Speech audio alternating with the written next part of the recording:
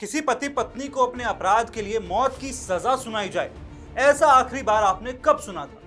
मेरे ख्याल में तो शायद आपने ऐसा कभी सुना भी ना हो।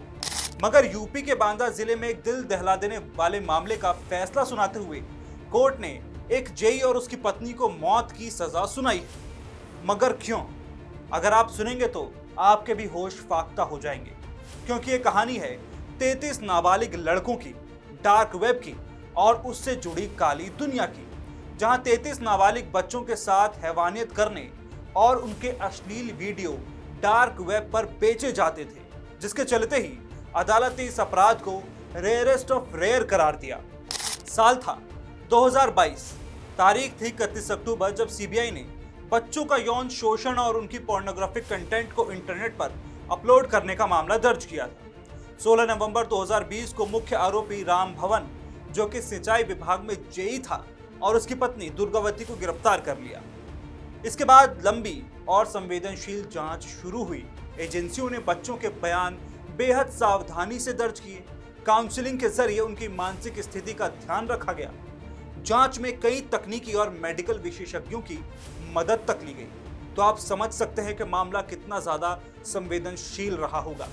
सीबीआई जांच में खुलासा हुआ कि करीब 33 नाबालिग लड़कों को शिकार बनाया गया था। कुछ बच्चों की उम्र मात्र 3 साल थी। आरोपियों ने उनके साथ गंभीर यौन शोषण किया। कई बच्चों को निजी अंगों में चोटें आईं। कुछ बच्चों को अस्पताल में भर्ती तक करना पड़ा। कुछ पीड़ितों की आंखों में तिरछापन यानी स्किंट की समस्या विकसित हो गई। आज भी कई बच्चे मानसिक आघात से जूझ रहे हैं। कोर्ट ने इसे मानवता के खिलाफ अपराध बताया है। जांच में सामने आया कि 2010 से 2020 के बीच आरोपी बांदा और चित्रकूट के इलाके में सक्रिय रहे। वे पड़ोस और रिश्तेदारों के बच्चों को बहकाते थे। बच्चों को बहलाने फुसलाने के लिए पैसे और गिफ्ट दिए जाते थे। ऑनलाइन वीडियो गेम का लालच देकर उन्हें घर बुलाया जाता था।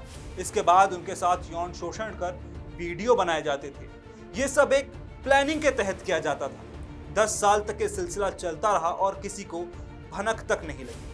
जांच एजेंसियों के मुताबिक आरोपी बच्चों के अश्लील वीडियो बनाकर डार्क वेब के जरिए इंटरनेशनल पॉर्न इंडस्ट्री को बेचते थे। इस तरह वे अवैध कमाई कर रहे थे। इंटरनेट के जरिए चाइल्ड सेक्सुअल अब्यूज मटेरियल का प्रसार किया जाता था। यह अपराध केवल स्थानीय नहीं बल्कि अंतर्राष्ट्रीय नेटवर्क से भी जुड़ा था। यही कारण है कि मामले की जांच सीबीआई को सौंपी गई थी। एजेंसी ने डिजिटल सबूतों को बेहद सावधानी से सुरक्षित किया। अदालत ने इसे संगठित साइबर अपराध माना। फरवरी 2021 में चार्जशीट दाखिल की गई, जिसमें 74 गवाह पेश हुए। सीबीआई ने जेई राम भवन और उसकी पत्नी को गिरफ्तार किया था। अब अदालत ने 160 पेज के फैसले में इन्हें फांसी की सजा सुनाई है। इसी के साथ प्रदेश सरकार को आदेश दिया कि वो पीड़ितों को 10-10 लाख रुपए का मुआवजा दें। अदालत ने राज्य सरकार को निर्देश दिया कि हर पीड़ित बच्चे को 10-10 लाख रुपए का मुआवजा दिया जाए, ताकि उनके पुनर्वास और भविष्य को सुरक्षित रखा जा सके। अदालत ने कहा कि ये मामला रेयरेस्ट ऑफ रेयर की श्रेणी में आता है। 33 बच्चों का योजनाबद्ध और संगठित यौन शोषण करना। कोर्ट ने कहा कि ऐसे अपराध में सुधार की कोई गुंजाइश ही नहीं है। समाज में कड़ा संदेश देने के लिए मृत्यु दंड जरूरी है। कोर्ट ने इसे न्याय की अंतिम सीमा बताया। इस टिप्पणी ने फैसले को ऐतिहासिक बना दिया है। तो अब आप खुद समझ सकते हैं कि ये अपराध कितना जघन्य रहा होगा, जिसे लेकर कोर्ट ने टिप्पणी की है। आपका इस खबर के बारे में क्या कहना है, कमेंट बॉक्स में हमें जरूर बताएं और चैनल पर नए हैं तो राष्ट्रवाणी को सब्सक्राइब करें।